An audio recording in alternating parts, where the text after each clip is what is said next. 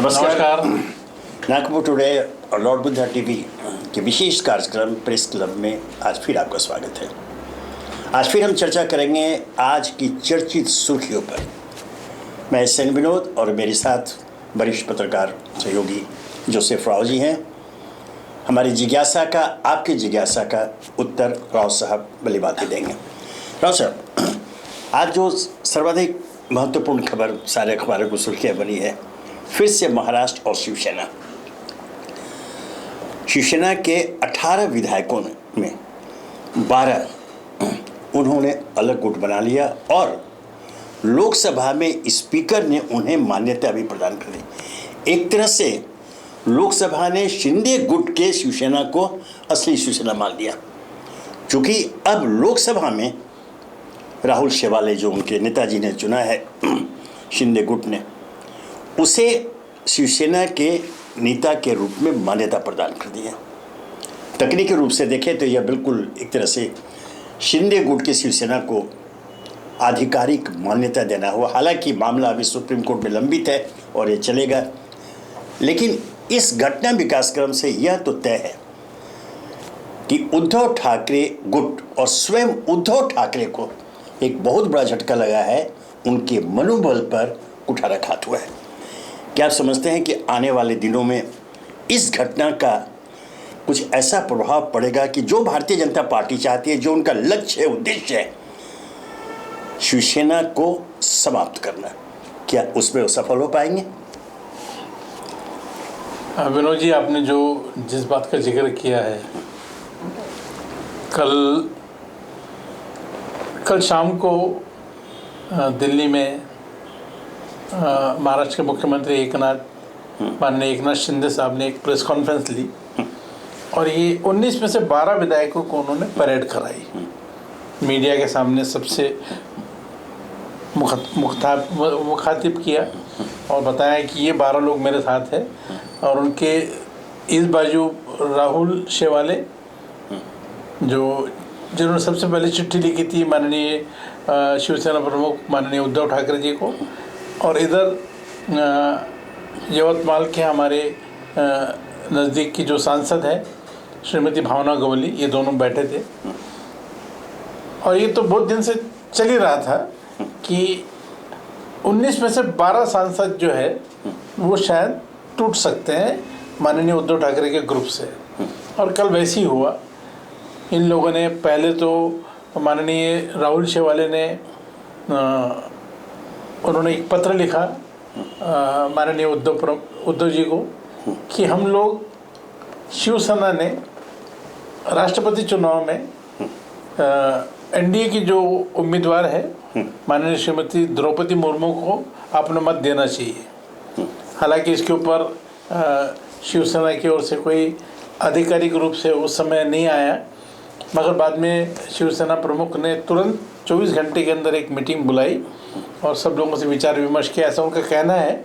और उन्होंने अपना भी जो समर्थन है श्रीमती द्रौपदी मुर्मू को दिया, और इस तरह से सारे सांसदों ने, विधायकों ने श्रीमती मुर्मू को वोट दी। ये पहला एक जो था राहुल शेवाले जी का पहला कदम था, जो उद्धव जी से अलग होने के बारे में ये अपना उन्होंने खुलकर सामने आए। उसके बाद में ये संसद का जब अधिवेशन चालू हुआ 18 तारीख से, तभी चर्चा सामने आई थी कि ये विधायक जो है, ये जो सांसद है, ये शायद माननीय उद्धव ठाकरे से अलग हो जाएंगे। और वैसे ही हुआ। इन लोगों ने कल प्रेस के सामने बाकायदा सब लोग उपस्थित हुए, 12 लोग, और इन्होंने एक चिट्ठी आधिकारिक रूप से माननीय लोकसभा अध्यक्ष श्री ओम बिरला को लिखा और उन्होंने दावा किया कि हम लोग 12 लोग जो है, हम हमारा अपना एक हम अलग गुट बनाया, हमने अलग ग्रुप बनाया है, हमको मान्यता दी जाए। और उन्होंने 2 नाम प्रपोज किए हैं। एक तो राहुल शेवाले का नाम दिया माननीय जो सांसद है उनका, कि इनको हमारा नेता बनाया जाए, संसदीय दल का नेता बनाया जाए। और दूसरा दिया उन्होंने माननीय श्रीमती भावना गवली की कि उनको प्रतोद नियुक्त किया जाए, यानी चीफ विप पार्टी का। और कल ये जब खबर आई तो ये सब लोगों को मालूम था कि इसके ऊपर तुरंत फैसला आने वाला है। और कल शाम को, देर शाम को, यानी थोड़ा मिडनाइट के पहले पहले ये तय हो गया था और ये खबर आ गई कि माननीय लोकसभा अध्यक्ष ने ये दोनों उनकी जो विनती थी या रिक्वेस्ट था उसको मान लिया और माननीय राहुल शेवाले को दल का नेता बताया और श्रीमती भावना गवली को प्रस्तुत करके नियुक्त किया। इससे बड़ी खबर आज जो छपी है वो ऐसी है कि राहुल शेवाले जिन्होंने हालांकि बगावत ओपनली नहीं की थी, मगर उन्होंने साहसी निर्णय लिया था उद्धव ठाकरे जी से बात करने का और उनको पत्र लिखने का। उन्होंने, अब ये बात सामने आ गई, आज अखबार में छपी है कि माननीय उद्धव ठाकरे स्वयं भारतीय जनता पार्टी से युति करना चाहते थे। यानी यहाँ महाविकास आघाड़ी की स्थापना हो गई, सब कांग्रेस और राष्ट्रवादी और शिवसेना मिलकर सरकार चला रहे, मगर जो प्रधानमंत्री से मिलने गए तो उन्होंने सब लोगों को लेके गए और जब प्रधानमंत्री से मिलने गए तो उन्होंने बाकी लोगों को बाहर रखा और खुद उन्होंने करीब कहा जाता है 1 घंटे बातचीत की। और उसमें ऐसा तय हो गया था कि ये लोग फिर से शिवसेना और भारतीय जनता पार्टी की सरकार बनेगी और महाविकास आघाड़ी जो है उसको डंप कर दिया जाएगा, कांग्रेस और राष्ट्रवादी को छोड़ दिया जाएगा। मगर उसमें गड़बड़ ऐसी हो गई जो आज अखबार में छपा, राहुल शेवाली का उल्लेख है, उसमें ऐसी खबर आई है कि उसमें एक शर्त रखी गई थी कि मुख्यमंत्री जो भारतीय जनता पार्टी को होगा। यानी भारतीय जनता पार्टी ने ये शर्त भारतीय जनता पार्टी ने रखी थी, प्रधानमंत्री की ओर से है, हाँ, कि हम समझौता करने को तैयार है मगर मुख्यमंत्री हमारा होगा। इसके ऊपर शायद बात बनी नहीं और ऐसा आज जो कुछ अखबारों में ऐसा भी छपा है कि भारतीय जनता पार्टी के कद्दावर नेता हमारे सांसद नागपुर के माननीय नितिन जी गडकरी जो रोड और हाईवेज के मंत्री हैं, उन्होंने ये इस बात में अड़ंगा डाला कि नहीं बनेगा तो मुख्यमंत्री भारतीय जनता पार्टी का बनेगा। और ये बात आगे बढ़ नहीं पाई। ऐसा आज उनके शिवसेना के सांसद जो है अविनाश राउत, उन्होंने ये कंफर्म किया है, उन्होंने ये इस बात की पुष्टि की है कि हाँ ऐसा कोई डेवलपमेंट हुआ था। ये तो बहुत आश्चर्य वाली बात है कि एक और उद्धव जी कांग्रेस और राष्ट्रवादी को लेकर सरकार चला रहे और उधर भारतीय जनता पार्टी से हाथ मिलाने के लिए आतुर है। ये उस समय अगर हो गया होता तो शायद यहाँ ये नौबत नहीं आती। उन्होंने उस समय मान लेना चाहिए था, ऐसा कुछ लोगों विशेषज्ञों का कहना है कि उन्होंने मान लेना था कि ठीक है आपके पास ज़्यादा संख्या है, संख्या बल आपके पास ज़्यादा है तो भारतीय जनता पार्टी के मुख्यमंत्री होने दीजिए या मुझे 2.5 साल करने दीजिए, बाद में आप आ जाइए। ये उन्होंने माना नहीं, किसी बात पर अड़ गए और कोई बात कहीं कभी अटक जाती है तो बड़ा मुश्किल होता है। और उसका नतीजा ऐसा हुआ कि माननीय एकनाथ शिंदे के नेतृत्व में विधायक जो है उनसे अलग हो गए। जो सवाल जो आज चर्चा का विषय है पूरे राष्ट्र में कि क्या भारतीय जनता पार्टी का जो लक्ष्य है शिवसेना को समाप्त करने का, क्या शिवसेना का अस्तित्व यहाँ खत्म हो जाएगा या फिर से वे पुनर्जीवित होंगे? देखिए ये राजनीति में आप जानते हैं ये मारकाट का खेल होता है और यहाँ भाई भतीजावाद या प्यार मोहब्बत ऐसा नहीं होता है, हो नहीं सकता।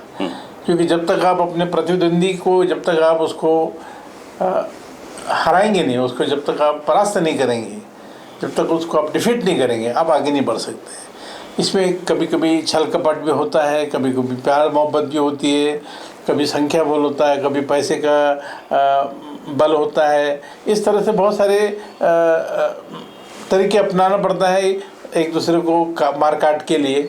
और आपने जैसे बताया भारतीय जनता पार्टी चाहती है, भारतीय जनता पार्टी के चाहने नहीं जाने से नहीं, शिवसेना अपने आप में इतनी कमज़ोर होती गई है। क्योंकि जिस ढंग से आज जो खबर आई कि शिवसेना के प्रमुख माननीय उद्धव ठाकरे जो मुख्यमंत्री रहते हुए भारतीय जनता पार्टी से हाथ मिलाना चाहते थे, इसका मतलब उनको लग रहा था कि शायद ज़मीन उनकी खिसक रही है, उनके पैरों तली जो ज़मीन है वो खिसक रही है। इसलिए वो चाहते थे कि शायद भारतीय जनता पार्टी से समझौता कर ले और आगे, क्योंकि इसका फ़ायदा उनको आगे आने वाले दिनों में होने वाला है, या ऐसा समझने लगे थे। क्योंकि अभी तो उन्होंने पिछला जो चुनाव 2019 का, वो भारतीय जनता पार्टी और शिवसेना ने मिलकर लड़ा है। मगर अगर 2024 के चुनाव में लोकसभा और विधानसभा में शिवसेना को अकेले लड़ना पड़े तो बड़ा मुश्किल का काम है, होगी, ये बहुत मुश्किल होगा।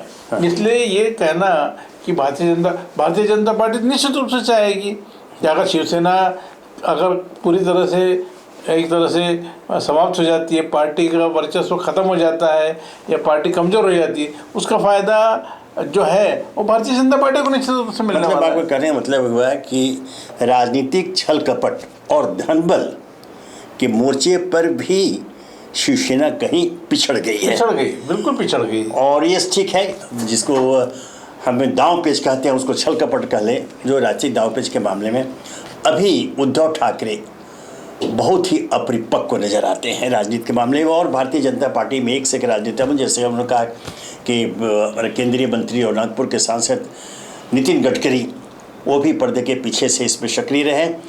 खैर, अब ये तो आने वाले दिनों में देखा जाएगा कि महाराष्ट्र की राजनीति किस करवट लेती है, दिलचस्प रहेगा। अब हम आगे बढ़ते हैं एक दूसरी महत्वपूर्ण खबर पर, वो भी महाराष्ट्र से जुड़ा हुआ है। मुंबई के पूर्व पुलिस आयुक्त संजय पांडे को ईडी ने कल गिरफ्तार कर लिया। यह एक बहुत बड़ा घटना विकास क्रम है। यह माना जाता है कि संजय पांडे पूर्व मुख्यमंत्री उद्धव ठाकरे के काफी नजदीकी थे।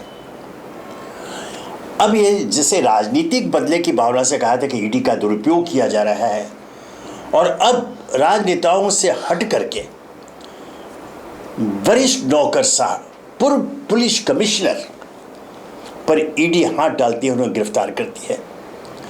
इससे राव साहब क्या मैसेज राजदलों को जा रहा है, राजनेताओं को जा रहा है, और उससे बढ़कर पूरी की पूरी जो हमारी संवैधानिक लोकतांत्रिक व्यवस्था है उसको किस प्रकार का संदेश इस कार्रवाई के माध्यम से दिया गया है? देखिए, जैसा कहा जाता है कि कानून के हाथ लंबे होते हैं, तो ये मुंबई के पुलिस कमिश्नर संजय पांडे जी, इनको एक्चुअली कुछ लोगों ने पहले ही बताया था, ऐसी खबर थी कि वो जब 30 जून को रिटायर हो रहे हैं उसके पहले ही उनको गिरफ्तार किया जाना था।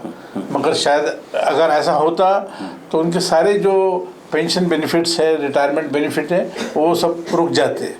मगर अभी ऐसा हुआ है कि जिस दिन से रिटायर हुए 30 तारीख को, ये भी अभी 30 जून को, उसके बाद से ये कार्रवाई शुरू हुई और उनको कभी भी ईडी के कार्य में बुलाया जा सकता है, कभी भी उनकी गिरफ्तारी हो सकती, ये इस बात की पूरी संभावना थी और वैसे ही हुआ है। उन पर नेशनल स्टॉक एक्सचेंज में जो घोटाला हुआ है, जिसमें चित्रा सुब्रमण्यम और ये बाकी लोग इन्वॉल्व है, उनमें ये फ़ोन टेपिंग का ही मामला है। उसमें संजीव पांडे जो है, आपने जैसा बताया कि माननीय उद्धव ठाकरे के करीबी है, मगर अभी देखिए पुलिस महकमे में वर्दीधारी जो है आज सभी राज्यों में, चाहे केरला हो, गुजरात हो, महाराष्ट्र हो, यूपी हो, मध्य प्रदेश हो, ये वर्दीधारी जो है आखिर तक पहुंचने तक इनके वर्दी पर दाग लग जाता है। और ये अभी तो इससे पहले संजीव पांडे थे, इससे पहले परमवीर सिंह, इससे पहले और भी विवादों में रहने वाले माननीय श्रीमती रश्मि शुक्ला, वो भी विवादों में है, उन पर भी कुछ केसेस दायर किए गए हैं, कुछ कार्रवाई हो रही है। तो ये सभी राज्यों में, चाहे मध्य प्रदेश हो, गुजरात हो, चाहे तमिलनाडु हो, कहीं भी हो, ये आजकल जो ऊपर में जैसे जैसे अधिकारी ऊपर पहुंचते हैं, पुलिस कमिश्नर रैंक में या डायरेक्टर जनरल की पोस्ट तक पहुंच जाते हैं, उन पर ये कार्रवाई होने की संभावना रहती है, क्योंकि उनसे कुछ ऐसी गलतियां हो जाती है जो जाने अनजाने में या जानबूझकर ऐसा कुछ हो जाता है कि उनको इससे बच नहीं सकते। और संजय पांडे का इसमें पूरी तरह इन्वॉल्वमेंट है, ये पुलिस को भी मालूम था, जांच एजेंसियों को भी मालूम था, और कभी भी उन पर कार्रवाई हो सकती है। पूरी इस बात की पूरी संभावना है कि इसमें कोई राजनीति नहीं है, ये पूरी तरह से ये उन्होंने जो किया है, क्योंकि अगर राजनीति रहती तो खुद ही इसका एक अधिकारी के रूप में पद का दुरुपयोग हुआ, पद का भ्रष्टाचार के कुछ नीतियों में लिप्त रहे। एक चलते चलते एक आखिरी बहुत, वो भी पुलिस से जुड़ा हुआ है। पूरा देश अभी जानता है कि पिछले दिन हरियाणा में एक DSP, deputy superintendent of police, अवैध खनन कर रहे खनन जो माफिया वहाँ बहुत सक्रिय हैं, बहुत आरोप प्रगट है, उन पर छापेमारी के लिए गए तो वहाँ पर खनन माफिया ने उन्हें डंपर से कुचल कर मार डाला। ये खबर आई और इससे पूरा देश स्तब्ध, पूरा पुलिस महकमा ही नहीं है, पूरा हर व्यवस्था से जुड़े लोग और आम लोग भी स्तब्ध रह गए। ये कल घटना और आज फिर पुनः झारखंड में एक आदिवासी महिला पुलिस अधिकारी को अपराधियों ने मार डाला। ये क्या हो रहा है? ये कहा जा रहा है, अब जो विश्लेषक जो अभी तक जो खबरें जितनी आई हैं वो कह रहे हैं कि जब जब शासक कमजोर होते हैं, सत्ता कमजोर होती है, ऐसे असामाजिक आपराधिक तत्व का मनोबल बढ़ जाता है और उसकी परिणति के रूप में ये हरियाणा और झारखंड की घटना है। क्या आप इसको भी इसी नज़रिए से देखेंगे? देखिए, ये अवैध खनन जो है और ये चोरी जो है, ये एक पूरा देशव्यापी मसला है।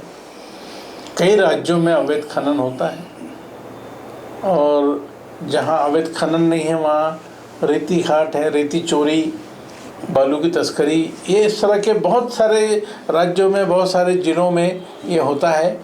और इसमें एक बहुत बड़ा माफिया नाम का जो गिरोह है वो उसमें शामिल होता है।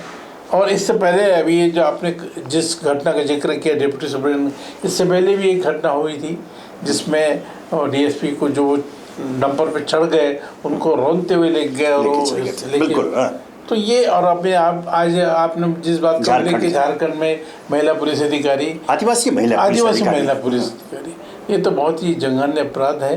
क्योंकि जो लोग अपनी ज़िंदगी सेवा देने के लिए अर्पण करते हैं, यूनिफॉर्म में रहते हैं, उनके साथ इस तरह होना ये बहुत दुर्भाग्य की बात है। और ऐसे कड़े कानून बनना चाहिए हमारे यहाँ। एक तो क्या होता है कि कई लोग इसके अंदर लिप्त होते हैं सारे आपराधिक गतिविधियों में, क्योंकि चोरी, चाहे अवैध खनन हो या रेती घाट की चोरी हो या चंदन तस्करी हो, इस तरह के जो लोग काम करते हैं बहुत बड़े गिरोह होते हैं, उनके हाथ बहुत लंबे होते हैं और वो कोई पुलिस से, कोई जांच एजेंसी से या किसी से डरते नहीं है, क्योंकि उनका एक ही मकसद होता है, उनका पैसे बनाना, पैसे कमाना। कहीं ना कहीं उन्हें राजनीतिक संरक्षण भी प्राप्त होता है और कई राजनेताओं को उनको संरक्षण होने के कारण कई बार वो लोग बच जाते हैं। तो ये जो कल आप जिस घटनाओं का उल्लेख किया आपने दो, और मैंने जिस घटना किया, बड़े दुर्भाग्य की बात है। ये इस तरह का कितना दुर्भाग्य और अवसर बताएंगे। अभी हम एक आदिवासी महिला को राष्ट्रपति बनाने जा रहे हैं और ऐसे समय में और आज समय एक तो ये जो संदेश है इसका बहुत ही प्रतिकूल प्रभाव समाज पर तो पड़ेगा।